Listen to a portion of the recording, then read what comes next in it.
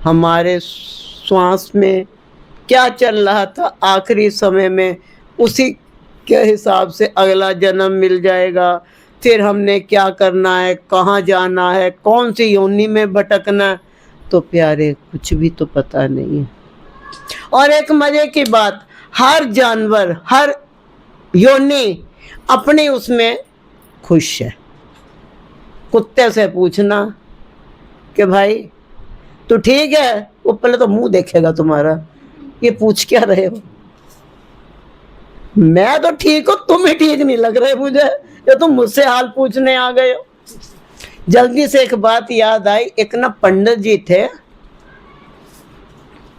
उनकी पंडिताई इतनी टॉपम टॉप थी कि वो जो लिख देते थे जंतरी में, उसको कोई काट नहीं सकता था। और भविष्य क्या है, अगले जन्म में कहाँ जाना है, पीछे कहाँ से आए हैं, यहाँ तक का बताया जाता है। एक दिन उनको पता नहीं क्या सूझी, उन्होंने सोचा मैं औरों का भविष्य बताता हूँ, जरा मैं अपना ही देख लूँ कि मुझे अगले जन्म में कहाँ जाना।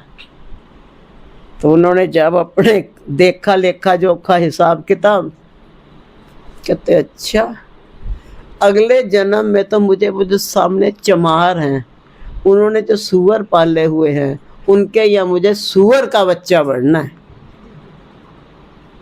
यहां तक कि उनकी पकड़ थी। और वो इतना ज्यादा हो गया तो उन्होंने अपने छोटे बेटे को कहा कि देख बेटा, ये बात तो निश्चित है कि मेरा अगला जन्म सामने सूरी के गर्भ से होगा, तो तुम ऐसा करियो, जन्म होते, क्योंकि जाना तो मुझे वहां है ही है, तो तुम मेरे को जो है जन्म लेते ही मार डालना, तो मेरा वो भी कर्म भी पूरा हो जाएगा, संस्कार भी पूरा हो जाएगा। ठीक है, वो खत्म, योनि भी कटेगी। अब वो बच्चा और आगे से कलाकार था, प्रथम जैसा होगा, तेज दिमाग। कहता जी एक बात बताओ पिताजी, सूरी एक बार में 10-10 बच्चे दे देती है, मैं कैसे जानूंगा तुम कौन से हो। और ये बात सत्य है, उसके तो बहुत से बच्चे होते हैं, तो कैसे पता चलेगा कि मैंने इसको मार दिया, पता चला तुम तो ये बैठे हो। तो तुम्हें ये कैसे मैं पहचानूंगा। पंडित जी ने यहां तक बता दिया कि सारे बच्चों का एक ही रंग होगा, केवल एक बच्चा ऐसा होगा उसके यहाँ पे व्हाइट तिलक होगा। यहां तक की उनकी पकड़ थी। कहते ठीक है जी। कुछ समय के बाद पंडित जी शरीर छोड़ गए और फिर वही आगे सूर्य बच्चे के, सुअर के बच्चा बने। अब वो बच्चा बेचारा बार बार देखने में लगा हुआ है कि कब ये माँ से अलग हो और कब मैं इसको मारूं, क्योंकि सूरी अपने बच्चों के प्रति इतनी ज्यादा लगाव वाली होती है कि अगर उसे पता चल जाए कि ये मेरे बच्चे को कुछ करना चाहता है, तो वो शेर से और बघियाड़ से भी ज्यादा खतरनाक हो जाती है। जिंदा ऐसे फाड़ेगी, कूद के पड़ेगी, और जंगली सुअर हो तो क्या ही कहना, तो बड़ी खूंखार हो जाती है। ये बात उस बच्चे को भी पता थी, तो बेचारा आंख बचा के फिर रहा था कि कब ये इधर से उधर होए और कब हमें इस बच्चे को, तिलकधारी वाले को मारना मुझे। एक दिन मौका लग गया, तो वो बच्चा जो जिस उसका छोटा बेटा बार बार छोटे छोटे कंकड़ मार के ना उस छोटे से बच्चे को, सूरी के बच्चे को काफी दूर तक ले गया। और फिर बाद में उसने ना ऐसे बड़ा सा पत्थर उठाया, और बड़ा पत्थर उठा करके जब उसको ऐसे मारने लगा, तो वो सूअर का बच्चा एकदम से इंसान की आवाज में बोला, तू मेरे को क्यों मारना चाहता है। मैंने पहले कहा ना, हर जीव अपनी योनि में खुश है, कोई दिक्कत नहीं है उसको। आज वो पंडित जी जो नफरत कर रहे थे, आज वो पंडित जी जब इस योनि में आए तो बड़े खुश है। अब तो जो है सुलभ शौचालय बहुत बन गए, पहले तो खेतों में लोटा लेके चलते थे।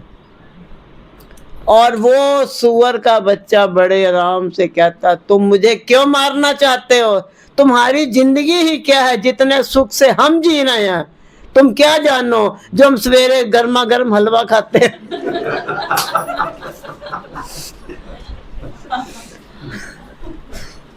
नाली के मलबे में लेटते हैं वो, कहते क्या जानो हम इतने मखमली गद्दे पे लेटते हैं, तुम अपने सुख को देख रहे हो, तुमने हमारे जैसा हलवा खाया हो तो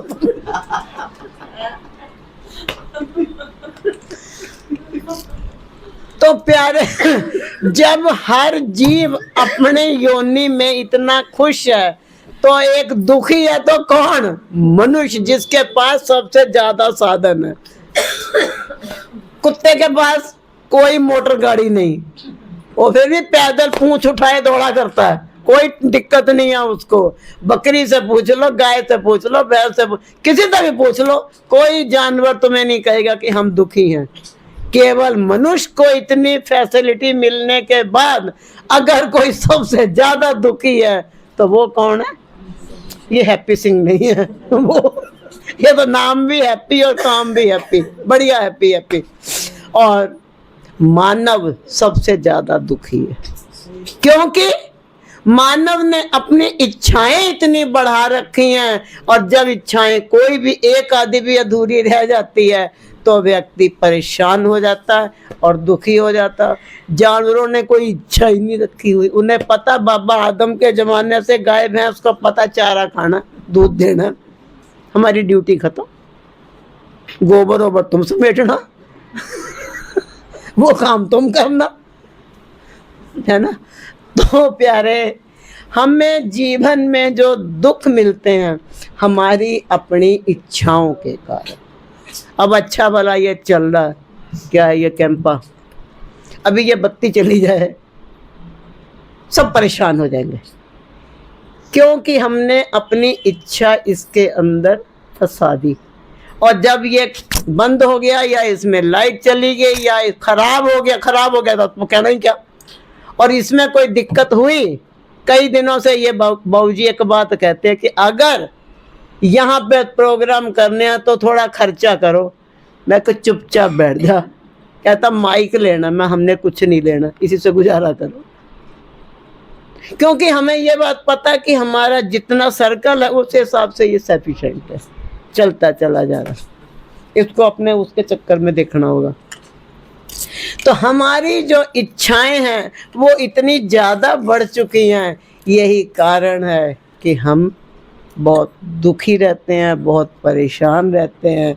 तो प्यारे, ज़्यादा नहीं कहते, बस थोड़ा सा ही कहा है मैंने, तो कुछ बोलना ही नहीं है पौना घंटा ही तो हुआ भी बोलते हुए, भजन अलग थे। तो इसी के साथ ही वाणी को विराम देते हैं। आज ये जो छोटे छोटे बच्चे, एक तो छोटा बच्चा होके चला गया है, ये दो छोटे बच्चे बैठे हैं, एक तो बाबा जी बैठे हैं, एक बाबा जी के बच्चा जी बैठे हैं। तो यही सामने श्री गुरु महाराज जी इन बच्चों को सद्बुद्धि बख्शें, वो जो चला गया उनकी भी इंक्लूड कर लेना, सद्बुद्धि बख्शें, तंदुरुस्ती बख्शें, बरकत बख्शें, और सदा अपने कृपा का हस्त अपना बच्चों के सिर पे रखें, ताकि बच्चे लोग भी चढ़ती कला में रहें। आप सब भी प्यारे जिस जिस भाव से आए हो, श्री गुरु महाराज जी आपको भी आपकी भावना के अनुसार आशीर्वाद दें और अपनी कृपा सदा बना करके रखें, और अगर लगी है तो सबकी तोड़ निभा दें। इसी के साथ ही वाणी को विराम देंगे। बोलो जयकारा।